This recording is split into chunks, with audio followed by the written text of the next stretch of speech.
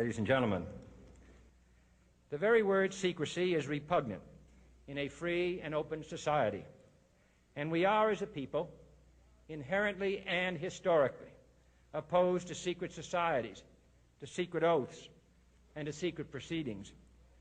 We decided long ago that the dangers of excessive and unwarranted concealment of pertinent facts far outweighed the dangers which are cited to justify it. People are now able to express themselves more freely. Do you buy that, and is that enough? No, I don't buy it. Okay. Two FBI agents walk into a library in Bridgeport, Connecticut, and one of them has a self-written search warrant under his arm. I know this sounds like a joke. Two guys walk into a bar, one has a duck under his arm, but it's true.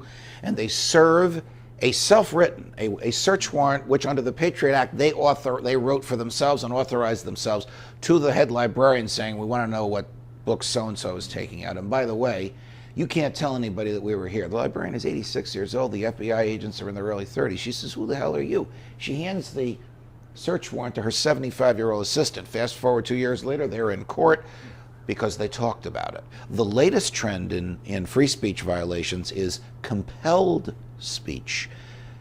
There's a sub rosa trend amongst prosecutors now to prosecute people for failing to report crimes that they have witnessed. And I will tell you, under the law, you have no obligation to report anything that you see except treason. There have only been 7 treason prosecutions in 230 years. The same First Amendment, which prohibits the Congress from infringing free speech, prohibits it from compelling speech. So prosecuting someone for not speaking, and then prosecuting someone for speaking truthfully, I got a search warrant from the FBI, what should I do about it, are egregious violations of the First Amendment. Even today, there is little value in opposing the threat of a closed society by imitating its arbitrary restrictions. Even today, there is little value in ensuring the survival of our nation if our traditions do not survive with it. And there is very grave danger that an announced need for increased security will be seized upon by those anxious to expand its meaning to the very limits of official censorship and concealment. That I do not intend to permit to the extent that it's in my control. And no official of my administration, whether his rank is high or low, civilian or military, should interpret my words here tonight as an excuse to censor the news, to stifle dissent, to cover up our mistakes, or to withhold from the press and the public the facts they deserve to know. For we are opposed around the world by a monolithic and ruthless conspiracy that relies primarily on covert means for expanding its sphere of influence, on infiltration instead of invasion, on subversion instead of elections, on intimidation instead of free choice, on guerrillas by night instead of armies by day. It is a system which has conscripted vast human and material resources into the building of a tightly knit, highly efficient machine that combines military, diplomatic, intelligence, economic, scientific, and political operations. Its preparations are concealed, not published. Its mistakes are buried, not headlined. Its dissenters are silenced, not praised. No expenditure is questioned, no rumor is printed, no secret is revealed. No president should fear public scrutiny of his program, for from that scrutiny comes understanding, and from that understanding comes support or opposition, and both are necessary. I am not asking your newspapers to support an administration, but I am asking your help in the tremendous task of informing and alerting the American people. What are you getting at there? And at what point does the positive moral duty to disobey stupidity and to refuse to go along with laws that are immoral, does that sanction violence against the state? There's a potential for violence. I'm certainly not encouraging violence. But Aquinas taught us that an unjust law is no law at all.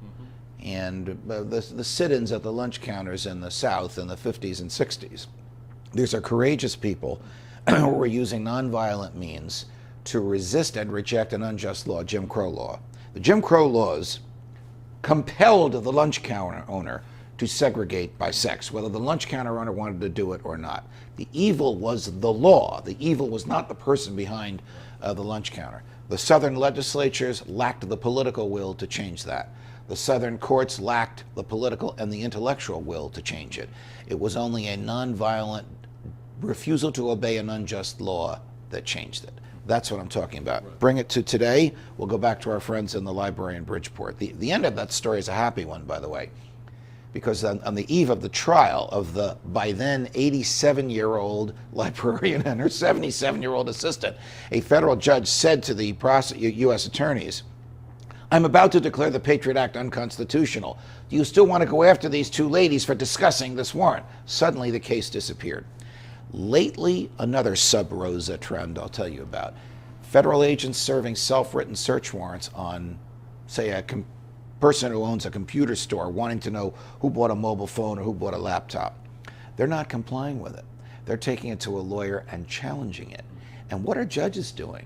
Invalidating it. Is that a technical violation of the Patriot Act? Yes, it is. Does it result in a greater freedom? Yes, it does. Is it an example of violating an unjust law without obstructing a governmental function and without causing violence? Yes, it is. So that's what I'm talking about on the end. For I have complete confidence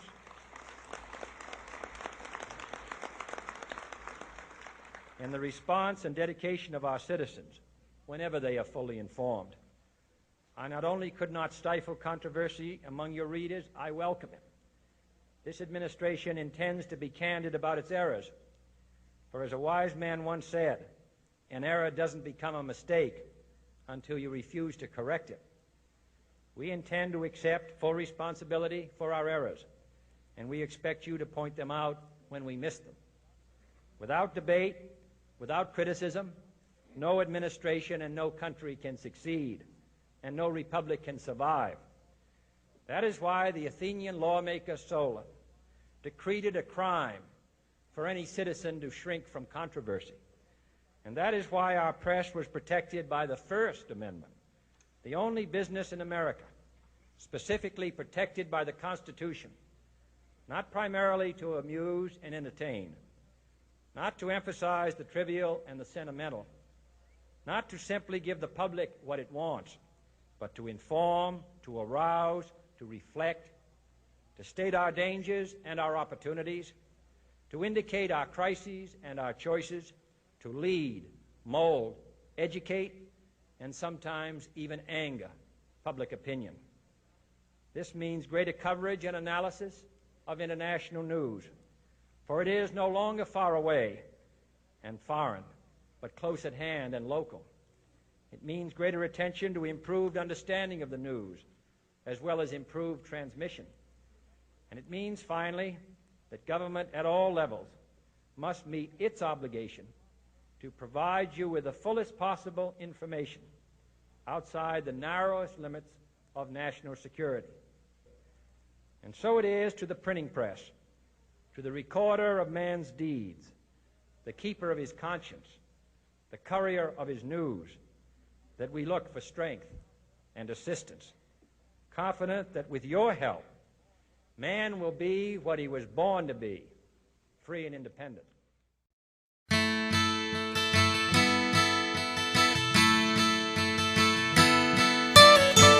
Most American patriots have not forgotten the still unexplained circle of dead people who littered the corrupt political landscape of the Clintons, all the way from Arkansas to Washington and beyond. But what do you know about Barack Obama's pool of known dead people? I mean, what really happened to Hillary's superdelegates like Bill Gwatney, chairman of the Arkansas Democrat Party, and U.S. Representative Stephanie Tubbs Jones of Ohio, both found dead just prior to the 2008 Democrat convention? And Andrew Breitbart, the conservative journalist, and Steve Bridges, the Obama impersonator, and Obama's grandmother, who died just 2 days before the election. And how about the unsolved murders of Donald Young, Larry Bland, and Nate Spencer, the three gay guys from Reverend Wright's church, murdered within only days of each other? And those other 30 dead people? Sound a little fishy to you, America? Well, dead people can't talk, but we can. We're the 21st century Tea Party Patriots.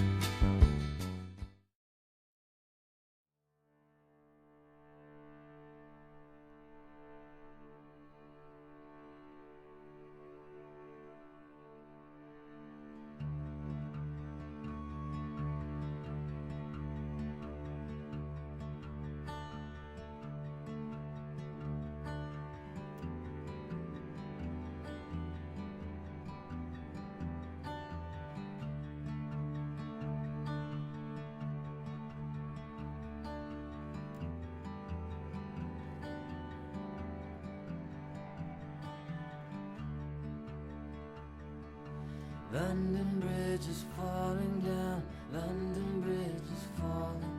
My lady fair, where are you now? 'Cause London Bridge is falling. London Bridge is falling down, London Bridge is falling. My lady fair, where are you now? 'Cause London Bridge is falling. Build it up with wood and clay, London Bridge is falling. But wood and clay may wash away, all gone before the morning. Build it up with bricks and stone, London Bridge is falling. But bricks and stone won't last alone, they'll crumble before the morning. London Bridge is falling down, London Bridge is falling.